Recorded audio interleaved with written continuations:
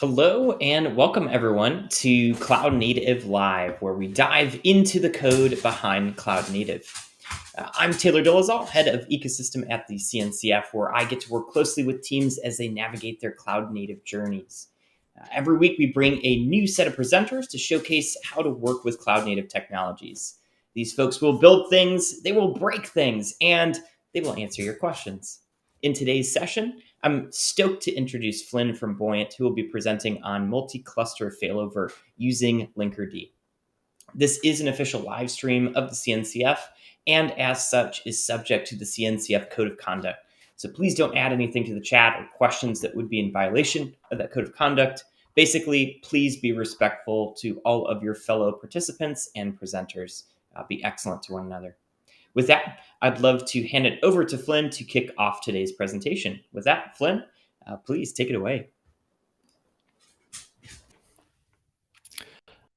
Today is going to be very interesting, as I was telling Taylor. I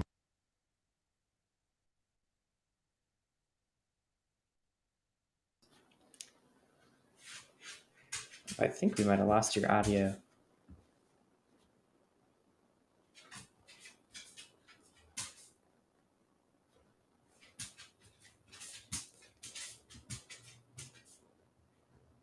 Yeah, I think we lost your audio, Flynn.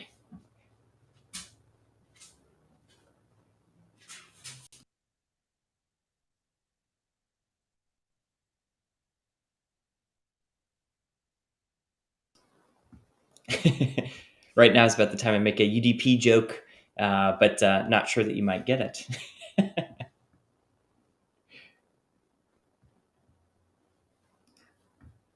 All right. Hold tight, folks. We're going to see if we can get some audio back.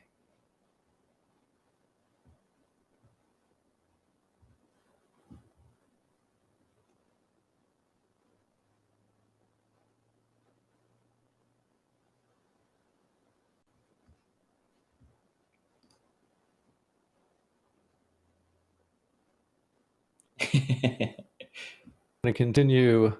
There we go. Hey, Now I can that hear looks you. better. I'm going to continue assuming that things are mostly okay. Let's see if I can get a screen share going of everybody, for better or for worse. So let me do this. Here's our denominator, which is that.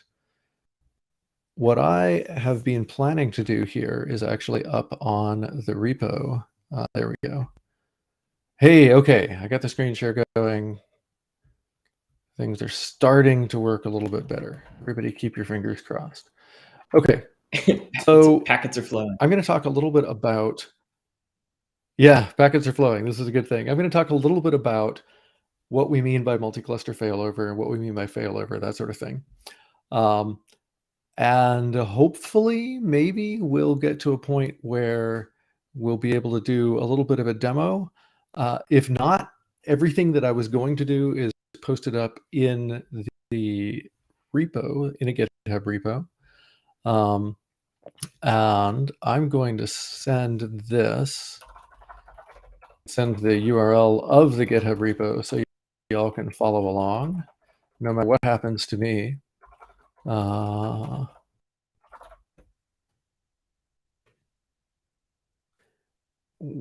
more moment. Okay. So in there is a really huge file called readme.md. And I believe that link will get posted to the main chat in a moment. The readme.md is the steps that I've been following along to get things set up. And hopefully we'll be able to actually follow some of that live. So I guess we'll see what happens, right? All right. In the meantime, let's talk a little bit about multi-cluster and failover and all that kind of stuff. So first up, okay, that's me. First up, let's see if the screen share is going to catch up when I did something different.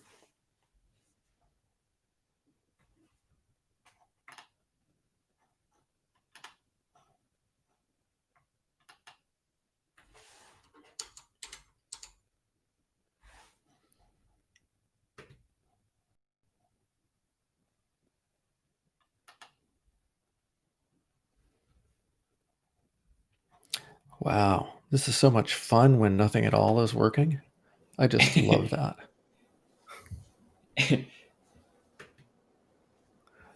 It's how you know All it's right. a live So demo, and thankfully it's not Friday, so we're good on that front. I'm not sure what would happen on Friday. Um,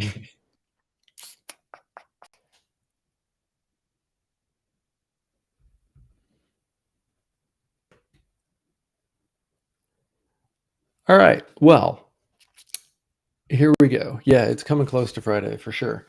So I guess we get to just do this the old entertaining way. Taylor, do you want to drop that screen share? And let's see what we can do. I'm going to try restarting that once. And if that works, then great. And if it doesn't work, then, we can manage something else, right? Always, absolutely. Yeah, Don't personally, try I'm this always at home, kids, or something like that. it's wild to think that they had to resort to charades before developing PowerPoint and slide decks. So it's hopefully we don't have to go to that today. Well, worst comes to worst. I can, in fact, just go through and talk out loud, and we'll see how it goes, right? But I would really like to have at least, some things that I can point to. That would be lovely. Okay, let's try this once more, shall we? And then it's going to be a lot of fun trying to go through and catch up so we don't run too far over time, right? All right.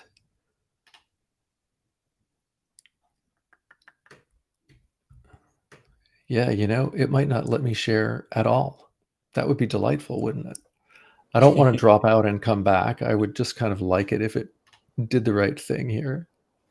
Well, yeah, great. Oh, well, there's that, but that is not right.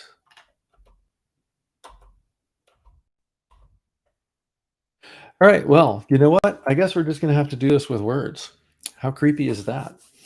Um, you can go ahead and drop that because that doesn't seem to be updating with what I'm actually doing. Let me talk a little bit about failover and what we're talking about with multi-cluster at all. Um, Basically, failover is a really, really old concept. It has been around since long before Kubernetes. It will be around probably forever. It's basically just the idea that if you go through and you have a service that isn't working, then you want to go and redirect traffic for that service to something that is working, which I hope makes sense to everybody. I'm also seeing some questions in the chat about Istio and Linkerd, and we can come back to that a little bit later. When we're talking about simple failover, we're mostly talking about failing over a service within cluster. So maybe you have our emoji vote demo running, which is what I'm supposed to be demoing for you. And you can have multiple instances of the emoji vote pod running in the same cluster. Then if one of your pods goes down, you can just redirect and let it go to a different pod. And that works out really well.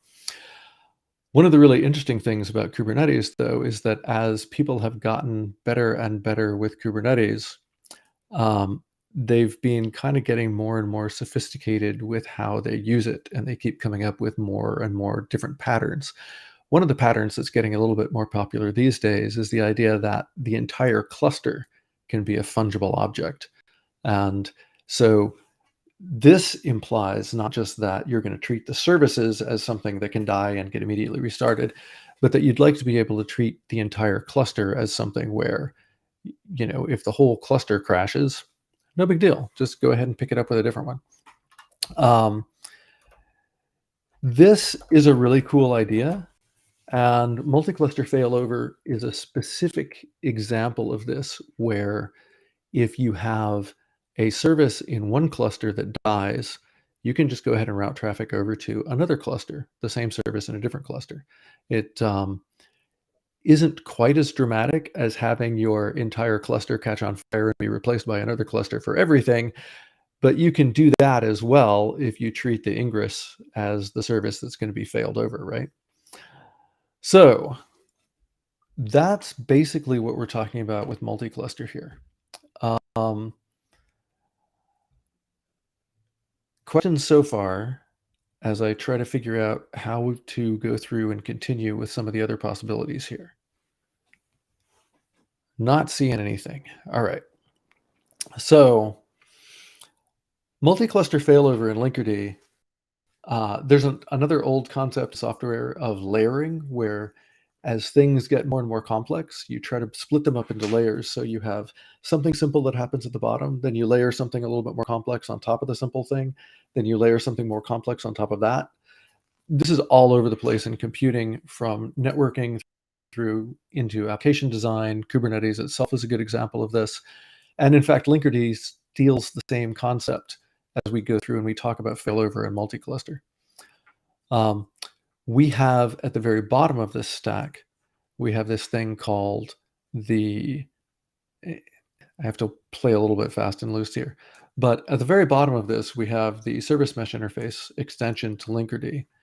The service mesh interface extension allows Linkerd to honor the traffic split resource. The traffic split resource can then do things like say, 50% of the traffic going to service foo should go to foo1, and the other 50% should go to foo2. It's a simple way of doing canarying or load balance. Well, not really load balancing, but canary deployments, things like that. We get to use it for failover as well. The Linkerd failover extension sits on top of the Linkerd SMI extension. And if it sees that a service has crashed, it can manipulate the traffic split resource to divert all of the traffic for the broken service to a service that's actually working. Make sense so far? Okay. The multi-cluster extension fits into all of this by giving Linkerd not so much a way of magically causing a cluster to connect to another cluster. What the multi-cluster extension really does is allows Linkerd to see what services have been exported in one cluster and bridge only those services into your first cluster. And to Carlos's question, the service mesh should be in both clusters. What you do with Linkerd is you install Linkerd in both of your clusters. For the example here, I'm going to be talking about the east cluster and the west cluster. So they would both be running Linkerd, and then you would provide links from the east cluster to the west cluster, and if you want, from the west cluster back to the east cluster. The link is directional because it determines the direction of service mirroring.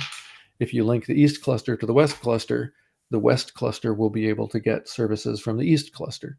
And vice versa, if you link the west cluster to the east cluster, then the east cluster can have services mirrored from the west cluster.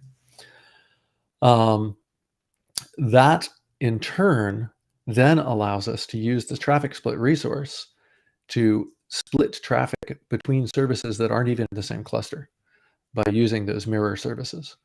And that's the way all of this works, is that we set up a traffic split that allows Linkerd's failover extension to flip traffic between the normal service in the same cluster and the mirrored service in the other cluster. All right, shall we live dangerously and try sharing the screen then? Because, yes. that would be kind of nice. Oh, hey, the menu opened this time.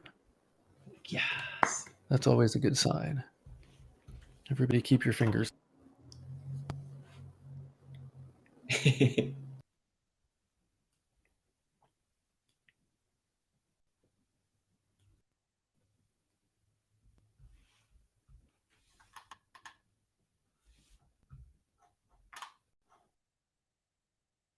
Let's see if I'm, working at all at this point. Can still hear you. It looks like your video. Okay, there. Now your video is coming back. All right, we'll see if maybe the packets are going to flow again.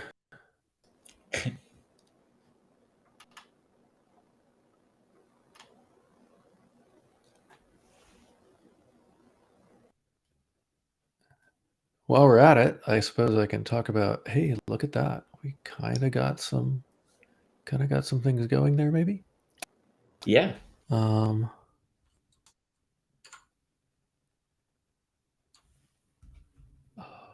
tell me I picked the wrong window to share. So while I'm messing with this a little bit further, let's go ahead and talk to Carlos's questions there. Yes, there are situations where it can be a very good thing to have both of your clusters active. And yes, you do need to be careful about those for all the usual reasons that you don't want to be redirecting traffic to one cluster that's then going to redirect it back to the first cluster. Definitely a thing that you need to be very careful of. A more common scenario actually would be you might go ahead and link the clusters together bidirectionally, but you might export different services. So for example, you might choose to have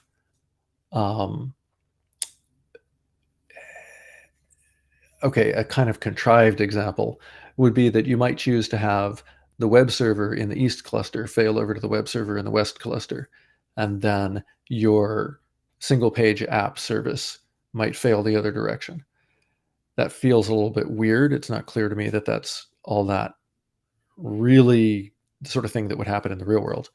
But on the other hand, something that might well happen in the real world is to imagine you have clusters that are in different regions, and now imagine that you're dealing with GDPR, for example, where it's very, very important that the personal information for your European users stay in Europe and for your American users stay in America. That's a scenario where it could very well make sense to allow the web service itself to fail.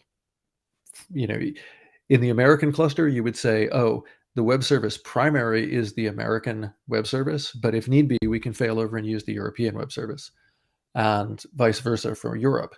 But you would never export the services that would allow access to user data out of their respective clusters. And hopefully that makes a little bit more sense. All right, so I think we can do some stuff here. To Ugo's question, it's going to depend. In the case of the failover, will the traffic still be passing through the first cluster to only then go to the failover cluster? Kind of depends on which service it is. In general, the traffic has to get to the point that Linkerd can get a hold of it. So with just 2 clusters, yes, you would have to go from your first cluster over to your second. But we could also imagine a scenario where you have 3 clusters where one of them holds the Ingress and the other 2 only hold backend services, in which case the Ingress cluster would be the one redirecting to one of the others, and it would not at that point need to go through. If you can go from the Ingress to the west cluster or the Ingress to the east cluster without having to go from the west to the east. Did that make sense? That would be a little easier to do with drawing things. All right. So normally when I'm doing these things, I can go through and actually run all these commands while we're looking at this stuff, and you get to see all of this stuff live. I kind of don't dare do that right now because I'm kind of convinced that if I try to do that, the world will come to an end. So instead, okay, for some small value of the world coming to an end, but at least now I can show you the things where I can walk through the steps, and maybe more importantly, I can point out the gotchas that are in here. And actually, let me first start with bit, where the assumption that we're making here is that you have 2 clusters for this demo that they are called East and West. And if you're trying to do this with clusters that are not named East and West, it doesn't really matter. You can just change the context names in the rest of this file. Or you could use kubectl config rename context if you want to be a little destructive about it. But I want to point out a specific thing if you're trying to do this with K3D, which is what I was doing. And for that, we need to look in the create.md file. Come on, browser. It's just a markdown file. You can do it. It'll be okay. We believe in you. What's really remarkable about this is knowing full well that an LTE cell modem is vastly faster than a bunch of things I used, years ago, and now it feels so slow and unpredictable. It's just remarkable. Okay, let me point out these things because these are really important. If you're trying to do this with K3D, or let me back up a moment. If you're trying to do this sort of thing with Linkerd at all, there are two big requirements. The first one is that your clusters have to have IP connectivity, which sounds kind of silly, but yeah, the clusters have to be able to talk to each other. The other really important thing is that, and we'll talk about this a little bit later, they have to share a trust root because they're going to do MTLS between the two clusters, which is very, very helpful when they talk to each other over the public internet. If you're going to set this up with K3D, there are some kind of weird gotchas in here.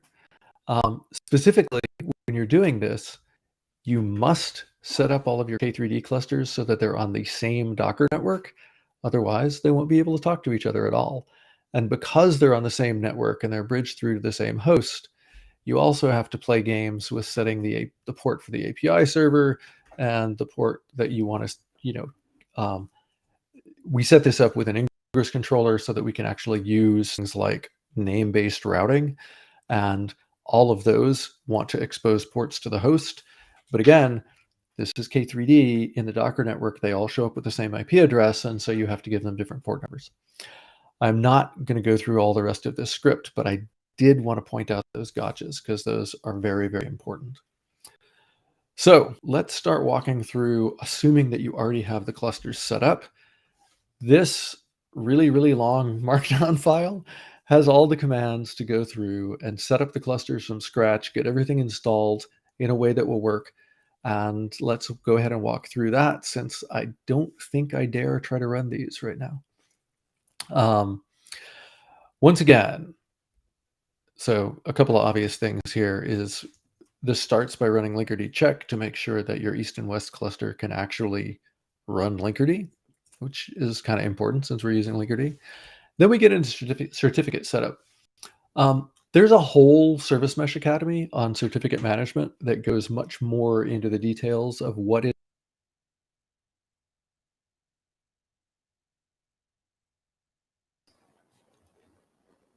I think we might have lost you there, Flynn. I'll give it just a second to see if it comes back. Am I back again? There. Yeah, you're back. Okay. Where did you lose me? Was I talking about the step command and stuff? Yes. Okay. So, like I said, there's an entire certificate management workshop that goes into considerably more detail here, but we basically are using the step certificate create command to make a single trust anchor certificate. We do that here, and then we create an identity issuer for each certificate, for each cluster. The clusters have separate identity issuers, but both of the identity issuers are signed by the same root, the same trust anchor. In that way, they can do a thing, they get to manage all their own workloads in each cluster, but whenever cluster east talks to the west cluster, then MTLS just works because the root chain is the same certificate in both. After we've made the certificates, we can then go through and install Linkerd. This is pretty much just straight out of the start for how to install Linkerd 2.12, with notable exception that for both of them, we explicitly say which certificates we want it to use rather than letting Linkerd generate its own. And again, if you have questions while I'm walking through this, I know I'm going a little bit quickly because, we're running a little behind where I would like to be because of network.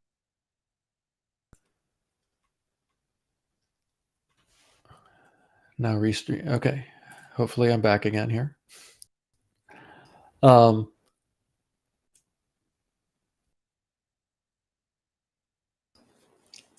Yeah, I think it's going through a couple of blips, but last one was short, but this one's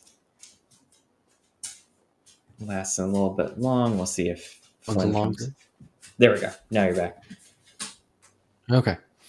After getting Linkerd itself set up, then we're installing Grafana and Linkerd Viz. And then we install an Ingress controller. Again, this is mostly just to go through and make sure that we don't have to use kube control port forward all over the place to be able to talk to things. I'm kind of biased. I've had lovely experiences with port forward dying out for money and things like that. Okay. Next, almost the last thing in the install everything step is we install the Emojivoto setup. This is straight out of the Emojivoto quick start, except that we're just installing it into each different cluster. And then the last thing we do is set up access through the Ingress controller so we can talk to things. I think I can show at least this.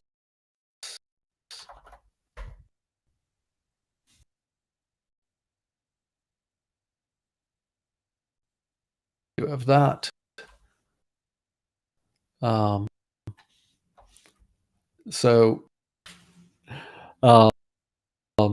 Okay. Through to actually setting things up for failover and for multi-cluster in general. And the failover extension.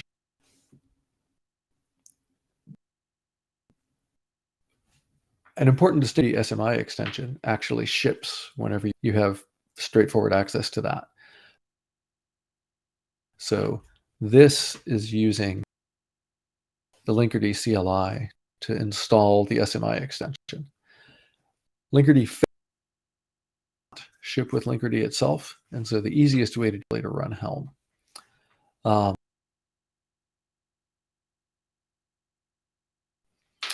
Again, these both get installed into both clusters so that we have the traffic splitting functionality with Linkerd SMI, with failover. We need, after that, install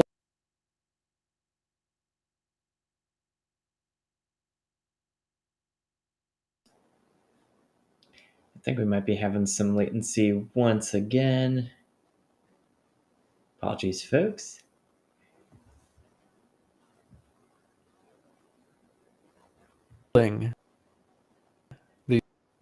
the Linkerd multi-cluster.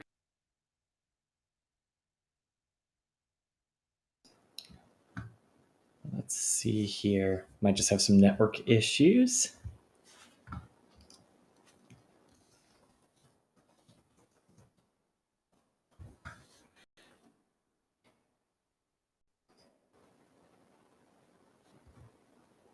All right, let's try a few things. Let's see if Flynn comes back here in just a second.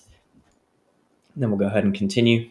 We might disable our videos and just leave the slides up here. Extension is also pretty straightforward. One sort of weird thing is, am I back? You're back, yeah. I'm going to turn off my video, and I think if we both turn off our video, that should fix some of the things. Cool. Actually, you know what we could do is, why don't you share a browser window with this in it? Yeah. Let me do that. Because hopefully that'll work out a little bit better. We hope. Absolutely. Yeah, and if you need me to scale or slide. And I am going to go ahead and turn my video off. And then if you could put that in our private chat, I can get that loaded up. That's it's already in the private chat. That's the that README. Mesh Academy link. Yep, that's the README. Perfect. I will get that up here and go ahead and share my Chrome tab here. All right.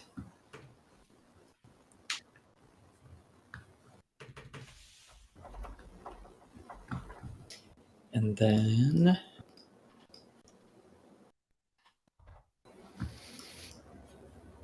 if I can get your help, Libby, with sharing that. All right. That should be good. So scroll down to the section that says linking clusters.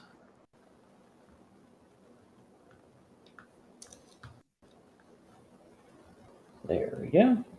I'll bump this up Okay. a little bit. Yeah. So if you scroll up, and yeah, I think you could make that quite a bit larger in terms of font.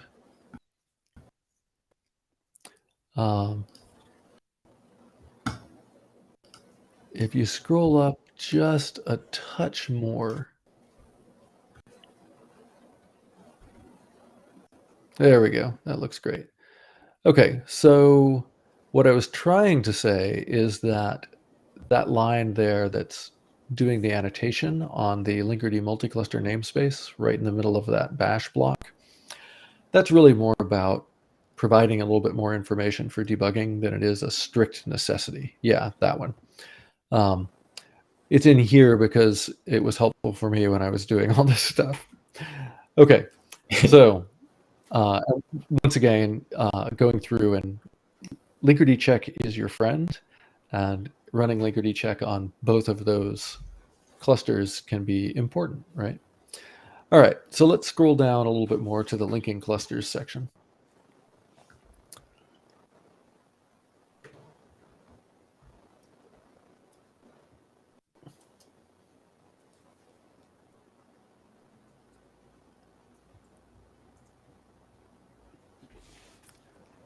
I wonder if I'm gone again. I think I can hear you, and it might have just dropped out.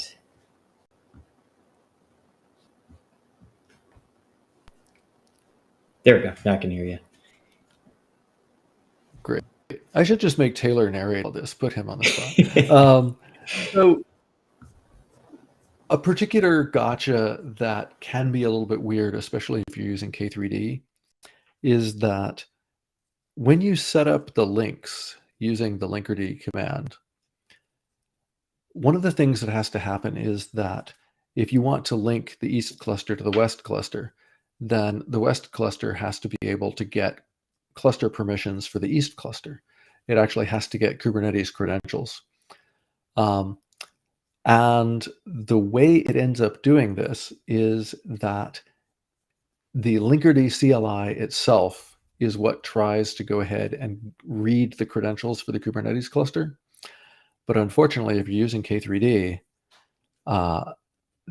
the Linkerd CLI running on the host will end up seeing a local host address for the API server, and that won't work from the other K3D cluster. So I'm not going to go through this absurd API server adder function, but the point here is that it can go through and figure out the right API server address to use for the setup that we're using here. And it should also do the right thing if you have a pair of clusters that are using CIVO clusters or GKE or something like that. They can just talk to each other over the network. If you scroll down a little bit more, let's take a look at that link the cluster command. So I want to point out something here where most of the time, if you carefully read these commands, you'll see things like linkerd --context east, pipe to kube control --context east. So we're running linkerd for a context for a specific cluster, and then we pipe it to kube control for the same cluster. But that is not what happens when you're doing the linkerd multi-cluster link command. What happens is linkerd multi-cluster link goes through and constructs a link object, a link resource that then needs to be applied. But you construct the link resource based on information for one cluster, and then you apply it to the other cluster. So if you look carefully at these two Linkerd multi-cluster commands in this bash block, you're going to see that the Linkerd command has a context for one cluster, and the kube control command has a context for the other cluster. That is not a typo. That is necessary. So very important as you're looking through this to remember that. The next thing happening in step 3 is that we actually go through and export some of the services. In this case, we're going to export the emoji service, and the emoji service is the one that produces lists of emoji. So it's kind of down deep in the call graph. What happens is that your web browser is going to talk to the web service, and then the web service ends up talking to the emoji service, as do some of the other things. But we're going to export the emoji service from the east cluster to the west cluster and vice versa, so that from either cluster, you have a way to reach the emoji service in the other cluster. And as noted there, after you do that, you should actually see, if you run that kubectl -- context east get service -n emoji photo, you should actually see a service in there called emoji service, and you should see one called emoji service -west. In the west cluster, you'll see emoji service and emoji service east. So, wow, yeah, I really wish I could show this stuff. If you, at this point, after going through and exporting the services, then everything should be working exactly as normal, because the services being exported are not going to be taking any traffic yet.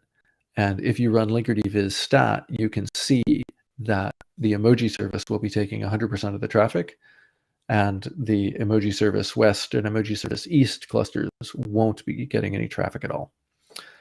All right, let's head on down to the failing over thing.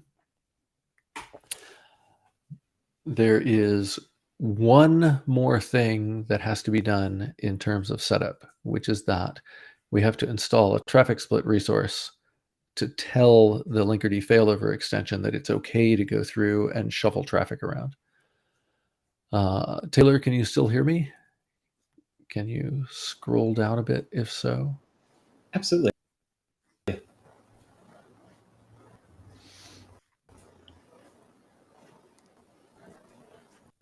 Or possibly I'm not seeing what is actually on your screen, but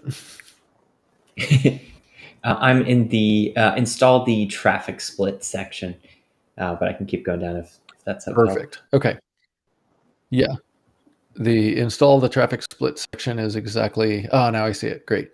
That's exactly what we want to see. If you can actually, well, you'll have to scroll way up to the top, but you could actually look at the failover config emoji split east file. It's checked in the repo. It basically doesn't do anything terribly fancy there. Yeah, if you just scroll all the way up to the top, you'll be able to click on the path of that. There you go. Click on the failover config directory, and then click on emoji split east. So if we look at this, it's not very profound. It's a little tough to read, but or it might be a little tough to read, depending. The important thing here is there are a couple of things that are important. One of them is there's a label that explicitly says, hey, Linkerd failover, it's okay for you to mess with this. And Linkerd failover will not touch a traffic split that does not have that label. There's also an annotation that tells it the primary service, and that is letting it know that if nothing's gone wrong, emoji service is the one you want to use. This is important because if you really want to, you could say things like, oh, emoji service west is the primary. I don't know why you would want to, but make sure that that's set the way you want it to. Set it to the one that's actually in your cluster. Finally, the last bit here is you can look at the weights down there in the backends, and you'll see that currently this traffic split is configured to send all of the traffic to the primary service, emoji service. That's exactly what we want. When we install this traffic split, we don't want it to do anything silly like splitting 50-50 or anything weird like that. Okay, so let's go back to the README again. And many thanks to Taylor for his Wonderful slide running here. Happy to help. A little bit further down to the install the traffic split section again. There we go. So we're just going to go ahead and apply that. This is the first thing in this whole README where we're only doing it on one cluster. We're only applying that split to the east cluster because for purposes of this demo, we're going to demo a failure of the east cluster's emoji service, and we're going to have it fail over seamlessly to the west cluster's emoji service. After applying that traffic split, you should not see anything change because once again, all the traffic is still going to the one in the local cluster. And you can check that again with that Linkerd viz stat command. That one I'm actually running watch in front of it just to sit there and watch it for a few seconds to make sure that there's nothing going over. All right, scroll down a little bit further. And the fail a service section there, we're not doing anything profound here at all. We literally just scale the emoji workload to 0 replicas in the east cluster. And at that point, you should instantly see the weights flip in the traffic split. If you get the traffic split back from Kubernetes, you'll see that emoji service will have a weight of 0 and emoji service west will have a weight of 1. If you then go back to the browser, everything will still work because it's just going ahead and sending all the traffic over to the still running service in the west cluster. If you run that watch Linkerd viz stat there, you will see over the course of a few seconds, you'll see the traffic move from the emoji service to the emoji service west. That's actually all there is to it. If you then rescale the emoji deployment back to 1 replica, you'll see the weights flip again. You'll see viz stat show you the traffic moving, and that's really all there is to it. It's like 80% careful setup, and then things just start working. One really important thing to point out here is that the way these services, the way these extensions are kind of stacked on each other gives you an enormous amount of flexibility to do things differently. The Linkerd failover service is actually fairly simple. As long as there are running endpoints, then it won't fail. If you want to do something more sophisticated, you can certainly do that. All you need to do is figure out how in your environment you can arrange it such that when you see a service that's wrong, you can just change the weights on the traffic split. And you can also then rely on the multi-cluster extension providing you services that link across to the other cluster. So that actually goes through everything that I wanted to show you. So I think we still have a little bit of time for questions if there are any, or Taylor, if anything comes to your mind. I'm going to try turning my video back on. We'll live a little dangerously here. I'll do that and I'll stop screen sharing that. If you do have any questions, please feel free to throw them into the chat where you're watching this live stream, and we will be more than happy to answer on that front. And there's our first question from What Michael. happens on a split brain between clusters? So I think that might be the same question that Carlo just answered. Split brain can mean a couple of different things, but I'm going to assume for the moment that we're talking about a network partition.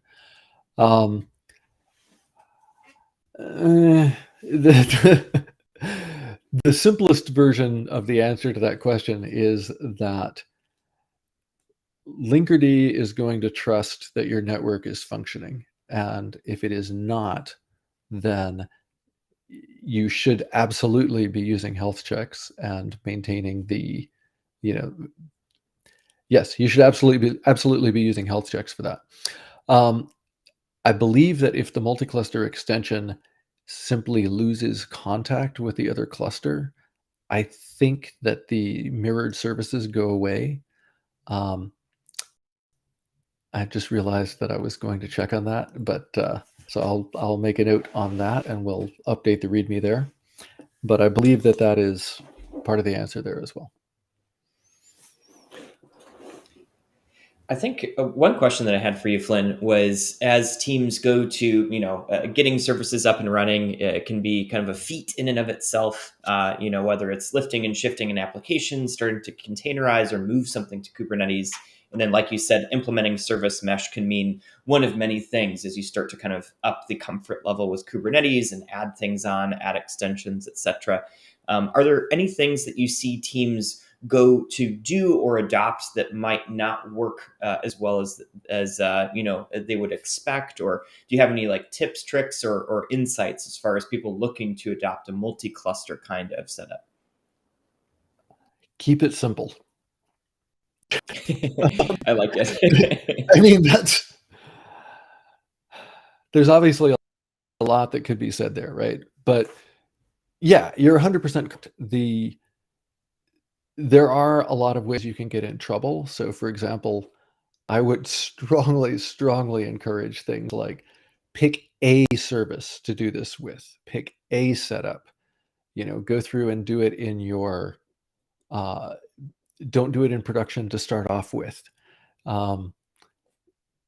Even just, I think the right way to phrase this one really is that as you do more and more complex things with Kubernetes, it becomes more and more important to play around with it and to really try to understand what you're getting yourself into before you just go ahead and flip it on.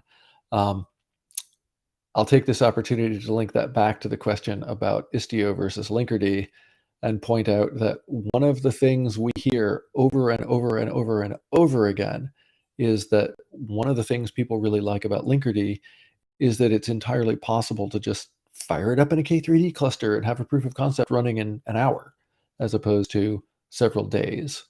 And I cannot emphasize enough how important it is to do that sort of just playing around with things, right? A lot of, I obviously had to go through and get all this stuff working, which now you can't see. Thank you, Fias. But I obviously had to go through and take the time to become accustomed enough to multi-cluster to talk about it and to get it running. And yeah, it was tricky at first until I kind of wrapped my head around what it was really doing. Does that answer your question? Is that it's Absolutely. yeah, a lot of stuff that we do, a lot of the stuff that we do as tech evangelists is learning about things and then teaching other people about them. And it's hard to overstate the importance of doing things iteratively and, getting something, really getting a handle on something before you go ahead and try to roll it out across your entire world all at once. I like that advice in terms of keeping it simple and just like, you don't have to stress yourself, iterate, take it slow, make notes, validate your approach and those kinds of things too. I completely agree. I think that in a lot of cases, we tend to kind of jump over that right into the code or the configuration or the solution. And it's, you can take that time to actually think it through or validate that this is the right approach. Kubernetes is complex enough all by itself. We don't really need to make that harder than it needs to be. No. Yeah. Ugo asks if multi-cluster is in beta or if it's ready to production. Multi-cluster is in production. It is not beta. The SMI extension, production. The failover extension is, it's production ready, but it's also simple. And so it's the one that I suspect you might want to look the closest at to see whether it's going to meet your needs or to see what you need to do to make it meet your needs.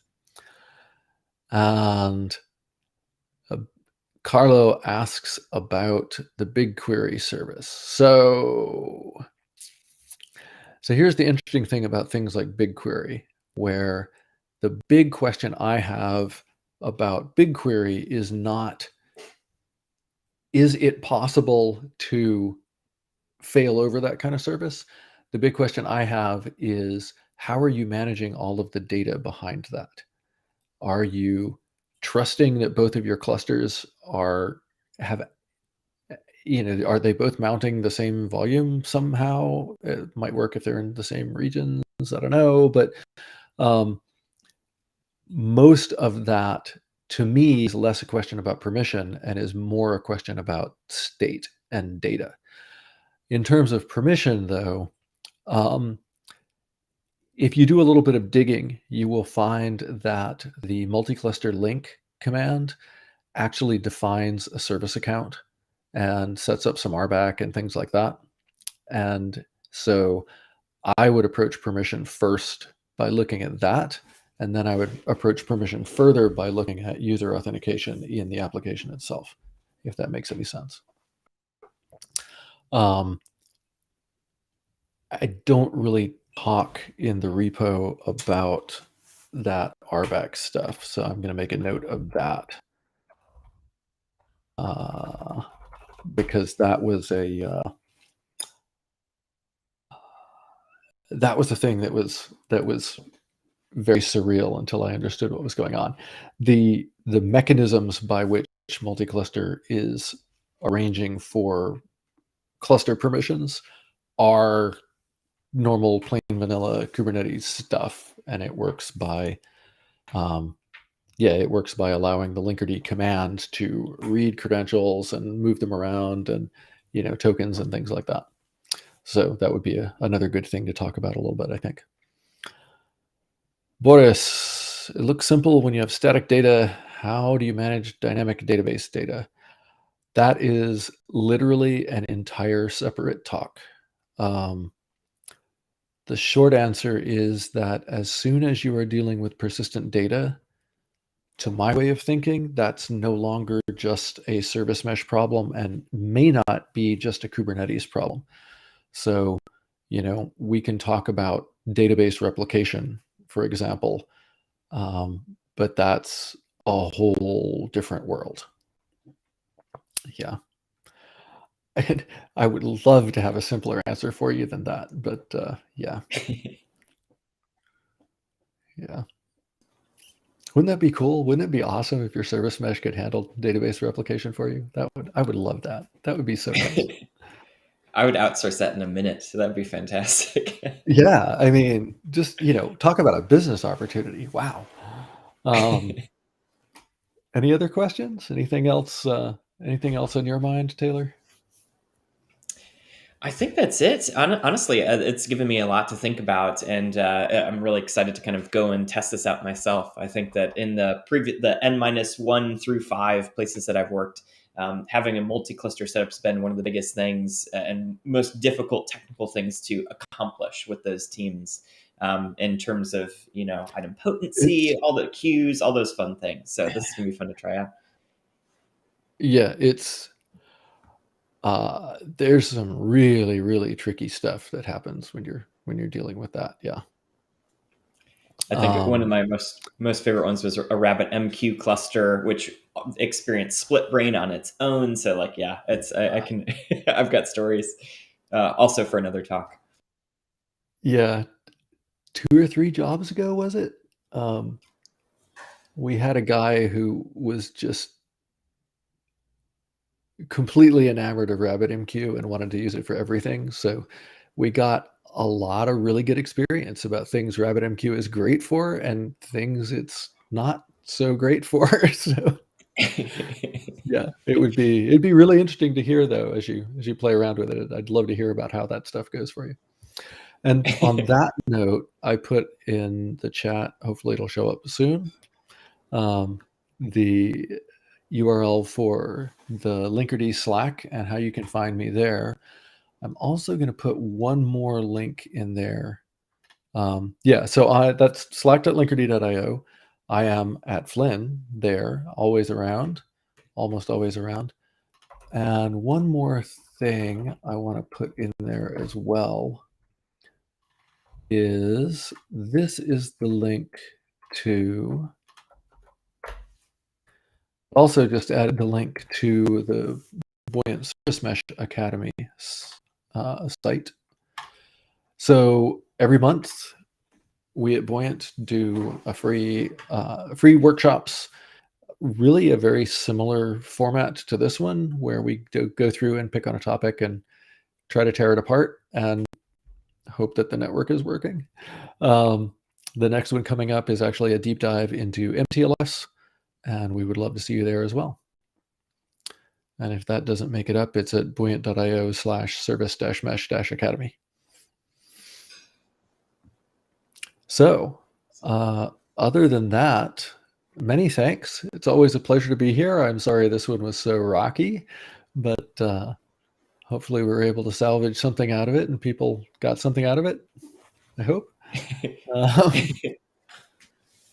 No, thank you so much for joining us today, Flynn. It's always a pain with absolutely. ISPs, CDNs, networks, but no, you were able to make it happen. Thank you so much.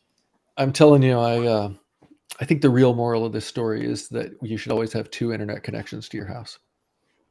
We just talked about multi-cluster, so multi-ISP would be great. Exactly, right? Fully redundant upstream connections. That's what we all need. Thank you so All much, right. Flynn. Thanks very much. And I hope to see you all again soon. Thank you. Thank you. Thanks, everyone, for joining the latest episode of Cloud Native Live. We really enjoyed your interaction and discussions today. Thanks for joining us, and we hope to see you again soon. See you later, everybody.